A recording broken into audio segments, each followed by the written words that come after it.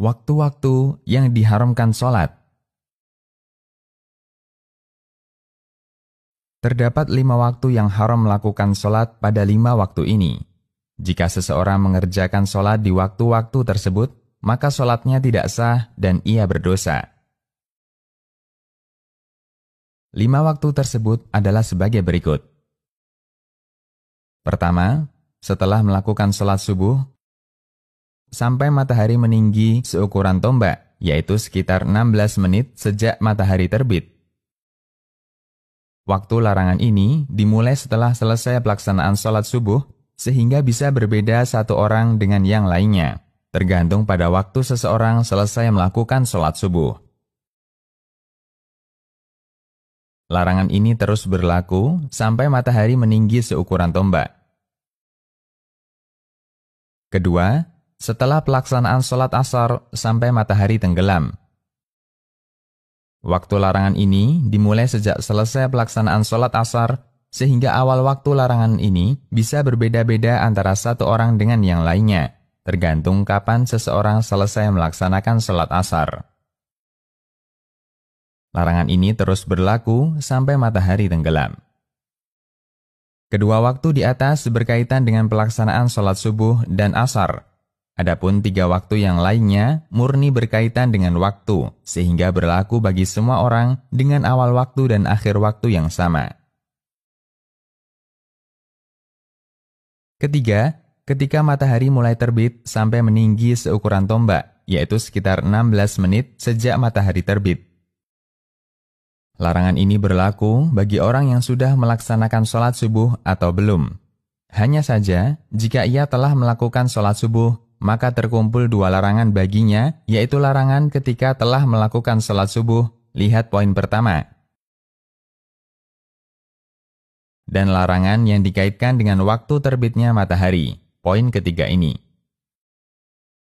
Keempat, ketika istiwa, yaitu posisi matahari di tengah-tengah langit.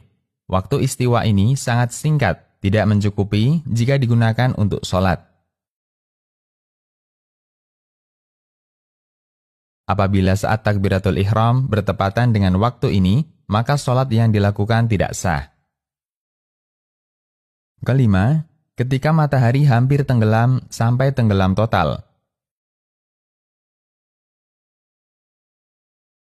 Larangan ini berlaku bagi seseorang yang sudah melaksanakan sholat asar atau belum, karena larangan ini tidak berkaitan dengan pelaksanaan sholat.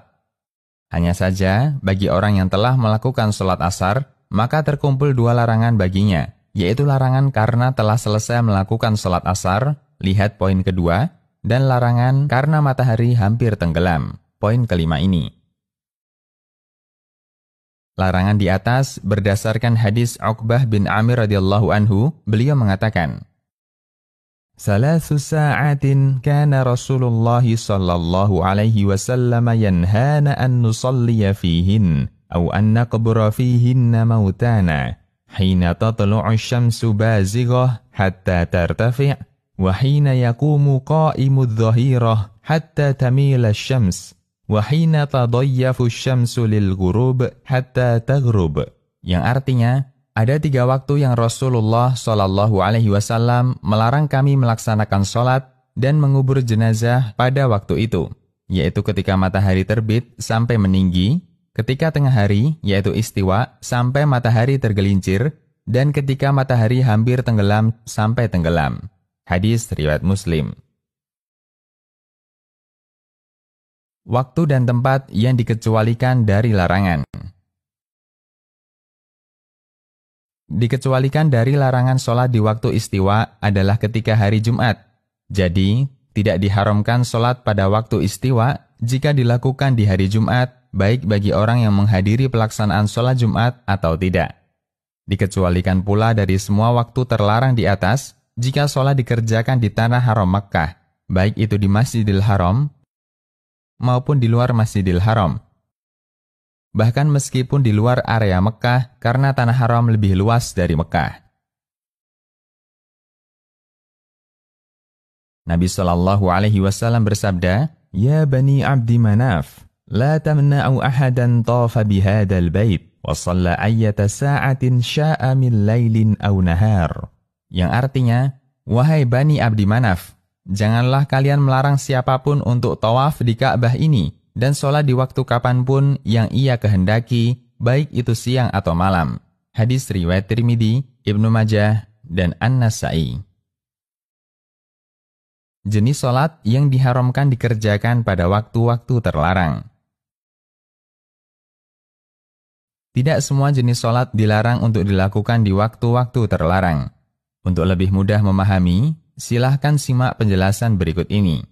Sholat terbagi menjadi dua bagian besar, yaitu sholat fardu, wajib, dan sholat sunnah. Sholat sunnah terbagi menjadi 3 macam. 1. Sholat sunnah yang punya sebab. 2. Sholat sunnah yang mempunyai waktu tertentu. Dan 3. Sholat sunnah yang tidak ada sebab dan tidak terikat dengan waktu, yaitu sholat sunnah mutlak. Sholat sunnah yang mempunyai sebab terbagi menjadi 3 macam.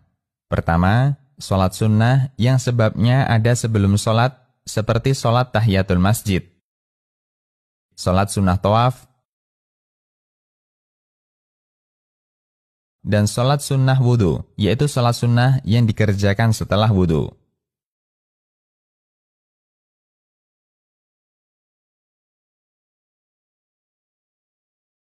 Kedua, sholat sunnah yang sebabnya mengiringi pelaksanaan sholat, seperti sholat gerhana dan sholat istisqa.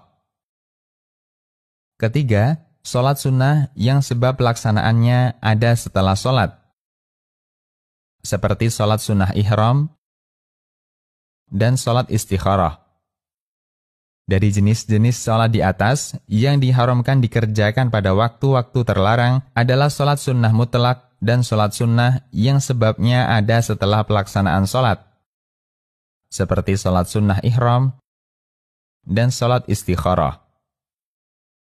Adapun 1. Sholat wajib, baik itu yang ada, yaitu dikerjakan pada waktunya, atau qadha, yaitu dikerjakan di luar waktunya. 2. Sholat sunnah yang mempunyai waktu tertentu, seperti sholat sunnah rawatib.